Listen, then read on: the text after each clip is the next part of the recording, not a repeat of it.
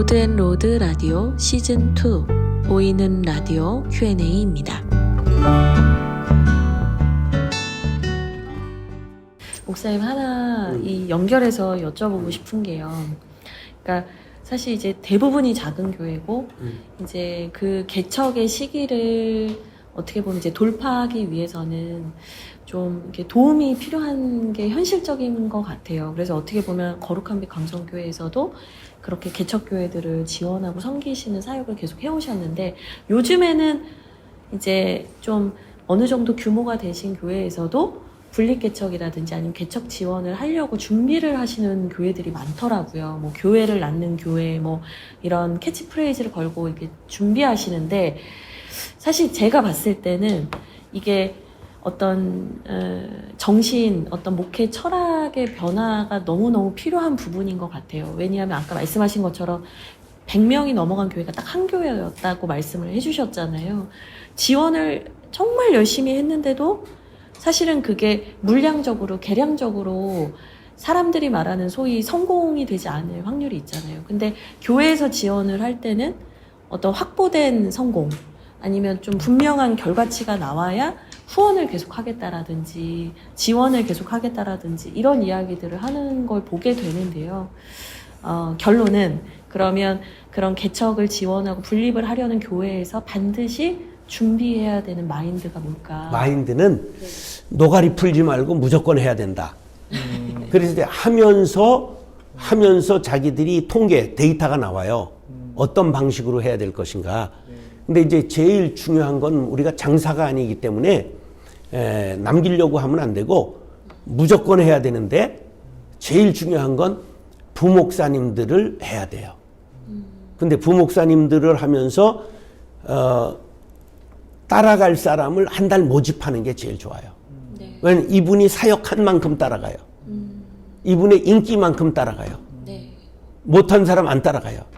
그 우리 제일 적게 따라간 사람은 4가정. 제일 많이 따라간 사람이 170일. 10가정만 있으면 살죠. 10가정만. 11조 하면 살지, 먹고도 사는 것도 야성이 있어야 되잖아, 우리가. 그러니까 이제 교회는 천편일률적으로 하려고 그래요. 우리 제일 훌륭한 분이 누구냐 하면 참된 교회 박창하 목사님이거든. 57개 하셨어요. 57개. 근데 승률, 생존율이 낮아요. 그건 뭐냐면 이 목사님이 공수부대 출신이야. 자신은 뭐 상당한 얼마나 훌륭한 분이냐면 복된 교회 1500명 될 때 복된 교회 사임하고 나와 참된 교회를 개척했고 참된 교회에서 57개 개척하셨어요. 그런데 본인이 이제 워낙 공수부대고 야성이 있는 어른이니까, 제가 신대원 1학년 때 처음 사경회를 그분이 오셨는데 7개 하셨더라고. 나도 한다. 결심한 거예요, 그때. 나도 한다. 그랬는데 3천만 원 주시고, 그 다음에 장로님, 권사님, 안수 집사님이 따라갔다가 와요. 그러니까 또 오문 무너지고 세도 못 내게 되고 이렇게 되는 거야. 왜냐면 3천만 원 보증금 하고 월세는 자기들이 내는 거야. 그러니까 생존율이 낮지. 왜냐면 공수부대니까 그게 가능한 거예요, 목사님이. 이분은 굉장히 훌륭한 분이에요. 나는 뭐 아주 존경하는 어른인데. 근데 하여간 어떤 방법은 이렇든 저렇든 제가 한 방법에 의하면 교인 10가정은 주는 것이 최고다. 네. 교인을 아끼지 말아라. 그건 네 교인 안 된다. 아껴서 똥 된다. 네가 천국까지 끌고 갈 수 있는 것도 아니고 사병화하지 말아라. 그러니까 하나님의 자녀들이고 하나님의 교회를 세우는 일에 과감하게 잘라줘라. 그래서 따라갈 사람을 난 한 달 모집하는 것이 제일 좋다고 생각해요. 그러면서 그때 그 사람에 따라서 액수는 저는 다 달리했어요.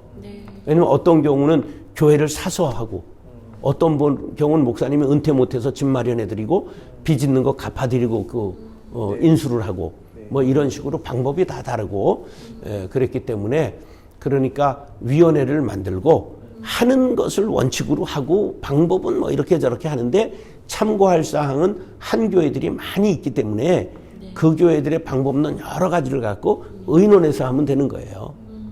그런데 중요한 건 따라갈 사람은 한 달간 모집해 줘야 된다. 예. 그래서 이제 그 두 가지죠. 갔다가 올 사람, 아주 갈 사람. 뭐 그건 이제 갔다가 아주 감사하죠, 그것도. 네. 근데 씨앗교회는 반드시 있어야 돼. 그게 이제 뭐라고 그러냐면 스노우볼이라고 그러거든. 눈사람을 만들려면 코가 있어야 되잖아, 눈덩이가. 그 스노우볼이라고 그래요, 그거를. 그러니까 이제 코 멤버들, 핵심 멤버들, 씨앗교인, 그걸 반드시 주는 것이 개척에 제일 중요하다. 그리고 광성교회가 요즘 잘하는 것은 교육 전도사를 파송해 주잖아요. 몇 교회 지금 해주거든요. 근데 뭐 하여간, 저 교육 그럴 경우 몇 명밖에 없는데 좋은 일이긴 해도, 하여간 이 방법 저 방법 자꾸만 해보는 거죠. 그러면 목사님 혹시 만약에 목사님께서 다시 30대로 돌아가신다면 지금 이 시대에서 어떤 목회를 한번 해보고 싶으신지. 저는 이제 교육에는 성공했는데 제가 교육하지를 못했어요.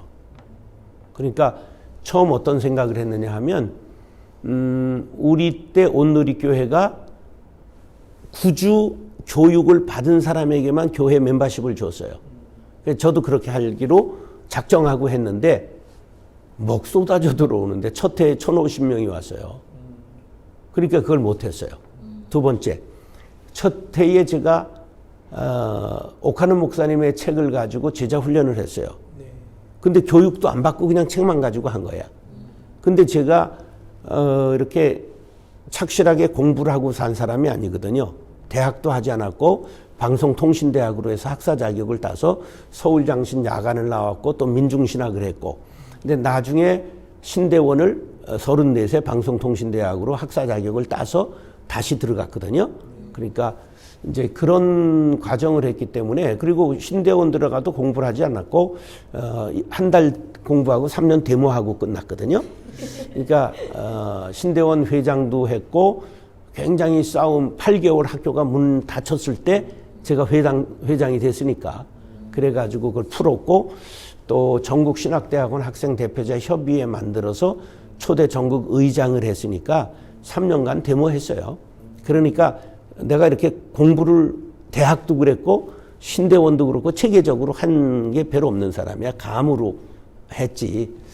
그래서 제자 훈련을 했는데 무슨 생각을 했냐면, 이거 내가 제자 훈련하면 예수 제자를 못 만들고 내 제자 만들겠다.